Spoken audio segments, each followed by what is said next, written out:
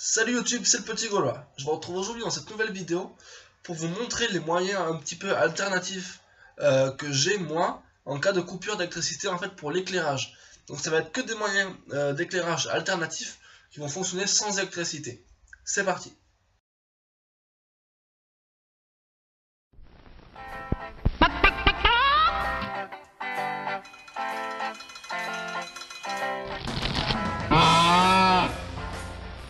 Donc je pense que la chose la plus connue et la plus courante en tant que moyen alternatif d'éclairage, ça va tout simplement être le cierge.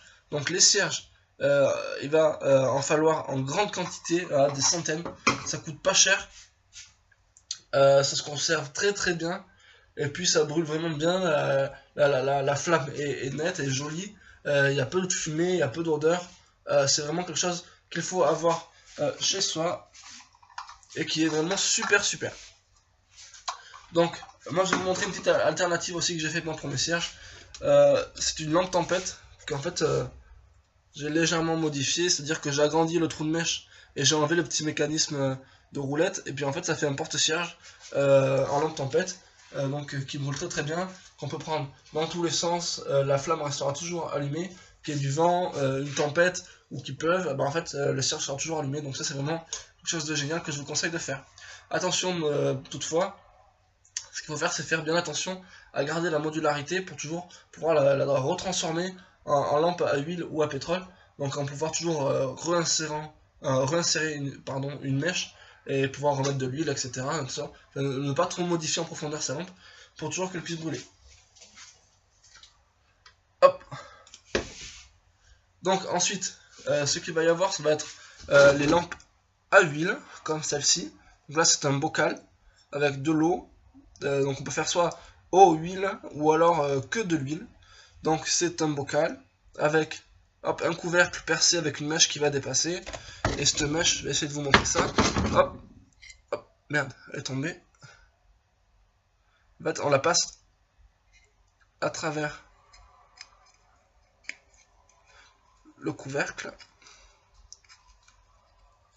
Hop, sur environ, voilà, comme ça. Hop, sur environ 1 cm. Et après on referme, on allume, et ça brûle très bien pour un coût modique et avec des choses que tout le monde peut faire à sa maison. Donc voilà. Donc ensuite, ce qu'on va avoir, c'est la lampe tempête. Donc là, j'ai enlevé le cierge pour vous montrer. Donc, il faut bien faire attention à garder sa modularité comme je l'ai expliqué. Alors le principal avantage, ça va être d'avoir une flamme de longue durée, donc une lampe autonome, et une flamme bien protégée de tout l'environnement extérieur. Une lampe qu'on va pouvoir pendre, etc. Avec une flamme assez éclairante, on va dire, malgré la grosse quantité de fumée que cela peut produire. Voilà, ensuite j'aurais voulu vous faire une petite liste en fait des carburants que l'on peut utiliser dans la lampe, donc à pétrole ou à huile, en fait c'est un petit peu comme on veut. Donc en fait il y a une quantité énorme en fait de choses que l'on peut utiliser. Donc ça va être par exemple le white spirit, la paraffine, donc comme je vous ai montré, ça peut être de l'huile moteur, ça peut être de l'huile de friture, ça peut être de l'allume-feu, ça peut être de l'huile dégrippante, ça peut être des aérosols, ça peut être de l'essence. En fait, il y a une quantité énorme de choses, de carburant que l'on va pouvoir brûler. Et ça, je trouve ça vraiment incroyable. D'ailleurs, petite parenthèse pour vous expliquer une petite astuce que là je n'ai pas faite puisque c'est pas la saison, mais que moi je vous conseille de faire si c'est la saison chez vous, si c'est la saison des agrumes.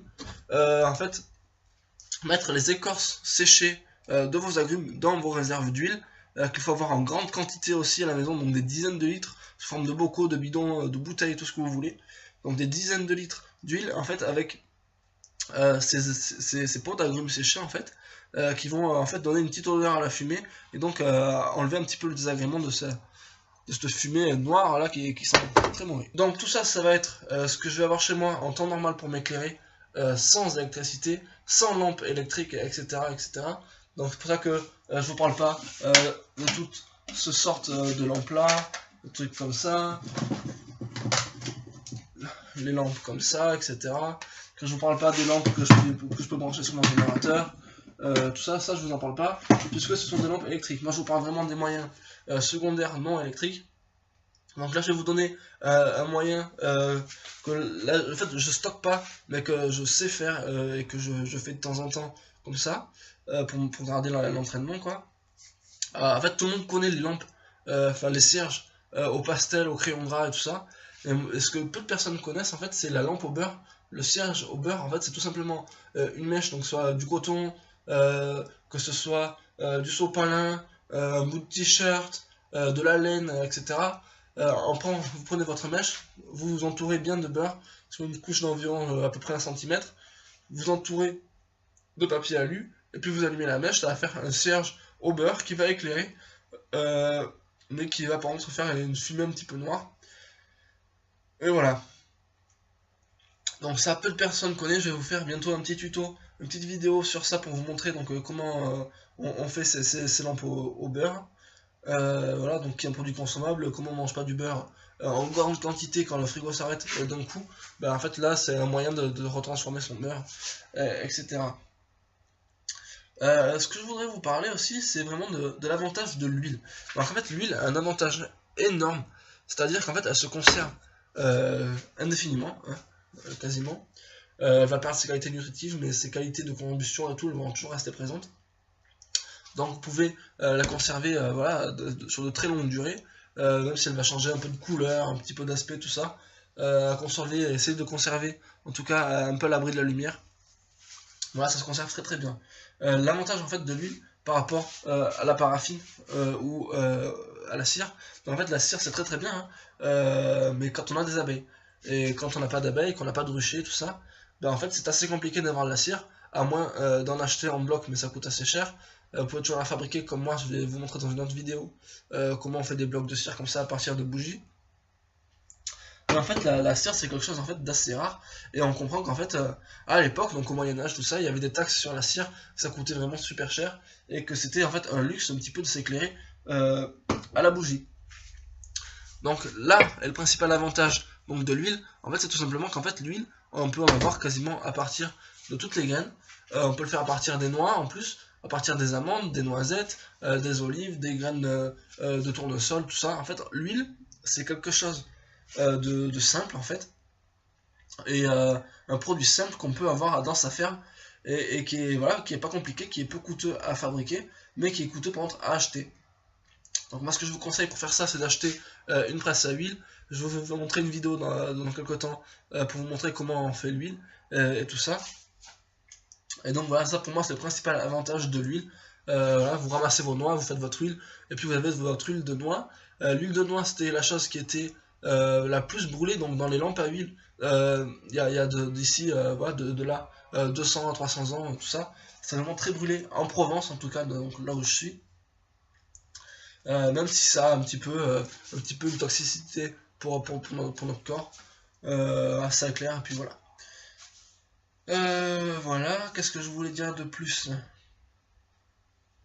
Voilà, faites des stocks d'huile, de bougies, donc surtout sous forme de cierge en fait, parce que les cierges c'est ce qui éclaire le mieux par rapport aux petites bougies chauffe-plat, et puis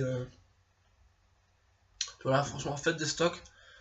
Pensez qu'il y a plein de moyens alternatifs, hein, donc pour brûler, white spirit, aérosol, etc., parfum, alcool, whisky, tout ça. Donc ça brûle très bien aussi. Et puis voilà. Si, un petit moyen aussi, que je vais pas vous montrer dans cette vidéo, mais que je vais simplement vous expliquer, notamment à partir de l'alcool, tout ça, c'est de faire la lampe à alcool. Un moyen très simple, c'est de prendre une boîte de conserve vide, mettre un rouleau de papier toilette à l'intérieur, ou de sopalin, et puis remplir d'huile ou d'alcool, et puis en fait mettre le feu, ça va faire une belle flamme, et ça va éclairer très très bien pendant assez longtemps. Donc voilà, je vous ferai une vidéo la prochaine fois sur ça. Et puis voilà, je pense que j'ai fait à peu près le tour de ce que j'avais chez moi. Si un autre moyen qu'on va avoir, ça va être d'utiliser la graisse animale, donc les récupérations de graisse en fait pour brûler. Donc c'est le suif, le suif c'est le bouton il me semble, la graisse de porc, etc. Pour brûler et donc faire des cierges ou des lampes à c'est la même forme que les lampes à huile, romaine, donc c'est-à-dire un récipient avec une mèche qui trempe dedans, sauf que là ce sera pas de l'huile, ça sera de la graisse, du suif, du soin doux et tout ça. Et donc voilà. Donc j'espère que cette vidéo vous aura plu. J'espère vous retrouver bientôt dans une prochaine vidéo. À la prochaine, ciao.